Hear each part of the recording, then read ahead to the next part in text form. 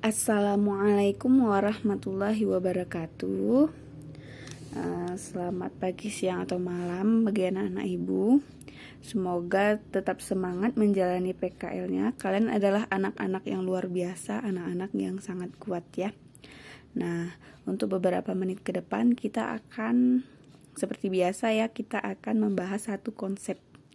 Nah, kita tidak akan mengerjakan soal ini, kita hanya akan melacak soal ini apakah memakai kaidah kombinasi atau tidak. Nah, urusan kita adalah mengenal kombinasi itu apa. Ya. Nah, kombinasi itu lanjutan dari kaidah-kaidah yang telah kita pelajari sebelumnya ya. Sebelumnya kita udah pelajari penjumlahan, perkalian. Nah, selanjutnya kita akan mempelajari tentang kombinasi. Nah, kombinasi di sini ya, beda referensi, beda cara menjelaskan ya. Yang penting intinya sama. Jika video ini tidak kurang jelas bagi anak-anak ibu, silahkan dicari ya referensi dari sumber lainnya, buku ataupun dari media internet lah. Nah, kombinasi adalah menggabungkan beberapa objek dari suatu grup tanpa memperhatikan urutan. Nah, mungkin masih bingung ya. Baik, kita ke contoh kasus saja. Nah, kasusnya memilih 3 orang ya, memilih 3 orang dari 7 orang yang akan mengikuti lomba matematika tingkat sekolah. Nah, kita buat ya di sini.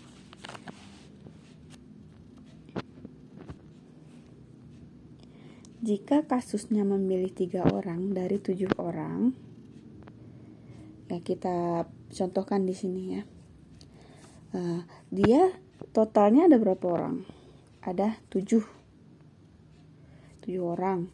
Nah, yang dipilih hanya 3 orang. Baik ya. Dia memilih 3 orang dari yang tersedia 7 orang. Kita buat ya di sini rangkaian kasusnya. 7 orang ini kita anggaplah dia si A, B, C, D, E, F, dan G. Nah, ini inisial, kita anggap aja inisialnya ya. Nah, kita akan pilih 3 orang. Oke, 3 orang untuk mengikuti lomba matematika. Nah, kita anggap semua sini ahli dalam matematika dan tugas kita hanya memilih 3 orang saja. Nah, kemungkinan yang pertama, nah seperti biasa kita bahas tentang kemungkinan. Kemungkinan yang pertama, bisa saja yang terpilih itu adalah si A, si D, dan si E.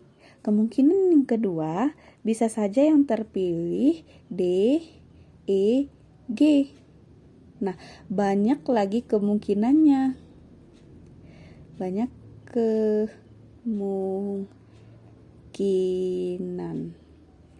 kemungkinan bisa saja yang terjadi B, C, D begitu ya. Jika kita melihat satu persatu itu akan menghabiskan waktu yang lama. Nah, cara yang paling simpel, kita menggunakan kombinasi untuk menyelesaikan permasalahan ini. Nah, kenapa permasalahan ini disebut sebagai kombinasi, dapat diselesaikan dengan cara kombinasi? Nah, coba perhatikan. Kombinasi itu, kemungkinan pertama kita pilih ADE ya. Orang A, orang D, dan orang E. Ada 3 orang ya, tadi soalnya minta 3 orang.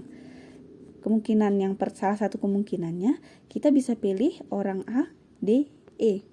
Nah, di dalam kombinasi ADE ini sama aja kan kita dengan memilih E, D, A.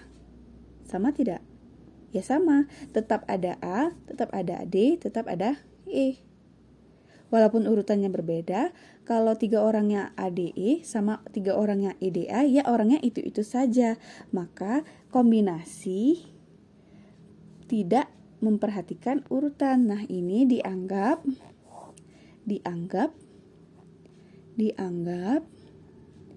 sebagai Satu kemungkinan saja.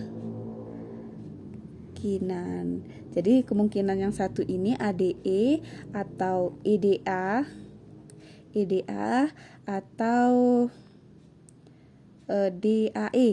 DAE boleh. HE. Jadi walaupun kita menuliskannya 3 kali dengan urutan berbeda, kombinasi memandang ini sama. Karena ya 3 orang ini ADE juga ujung-ujungnya. Maka permasalahan ini masuk ke dalam ciri-ciri permasalahan yang dapat diselesaikan dengan cara kombinasi. Ingat, kunci dari kombinasi adalah tanpa memperhatikan urutan. Nah, untuk rumusnya sendiri, ini rumus ya, kita pelajari rumus dulu. Untuk rumus kombinasi sendiri, memilih R dari N cara yang tersedia. R dari N. Nah, kalau dibilang R dari N, 3 orang dari 7 orang. Berarti R-nya yang mana? Nih, R dari N. 3 dari 7. Berarti ini R, ini N gitu ya. Nanti memilih R dari N yang tersedia tanpa memperhatikan urutan. Maka rumus kombinasi itu lambangnya C besar, NR. Nanti N-nya diisi berapa, R-nya diisi berapa, sama dengan N faktorial per R faktorial dikali N kurang R faktorial. Dimana N itu jumlah banyaknya lebih besar atau sama dengan R. Ya, seperti 7 dan 3. Mana yang lebih banyak? 7, maka dia N. Karena di sini didefinisikan N itu harus lebih banyak atau sama dengan R. Itu berarti ini adalah rumus pamungkas yang kita gunakan untuk mencari kombinasi. Apa itu faktorial? Ini namanya faktorial. Nah, bagaimana cara mengerjakan faktorial akan kita bahas di pertemuan selanjutnya atau kita bahas setelah anak-anak ibu pulang PKL ya. Karena jika menjelaskan secara video dikhawatirkan anak-anak ibu sulit mengerti. Baik, sekian dari video kali ini. Semoga bermanfaat dan tetap semangat menjalani program PKL-nya. Assalamualaikum warahmatullahi wabarakatuh.